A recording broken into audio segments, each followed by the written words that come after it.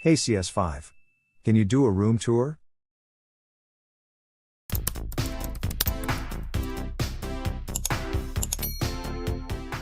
Okay, one thing I do actually get asked quite a bit on my YouTube channel is what does my office or room actually look like that I spend most of my time in?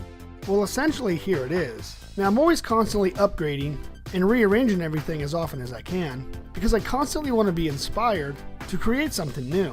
Now I'm not really sure how you guys have your office set up, but this is generally what mine looks like most of the time. There's always something on display, I always have something hanging on the wall, and there's always a mannequin of Jason directly behind me. I do plan on getting a few more mannequins and even a few more shelves as my collection and creativity increases. And one thing that I always find extremely important to myself is always having something on display. So if I ever encounter a creative block, I can always look around and see something that I've made or see something that was sent to me from one of you guys. And I always find that's a great way to keep continuing moving forward. Now I find myself more often than not spending more time in this particular room than I do any other room in my house. It's actually become an integral part of what I do on a daily basis. If I'm not working on YouTube videos, I'm either doing a live stream where I get to converse with you guys, or just watching YouTube videos. But if I don't want to do anything YouTube related, it's also a great place to play some video games. I get to hang out with my friends, destroy the opposing team, plus it's a great opportunity to get some of that rage out. But to be truthfully honest, it's actually just a great place to actually sit down and read. I've spent hours and hours scrolling through the pages of a good book or even a magazine.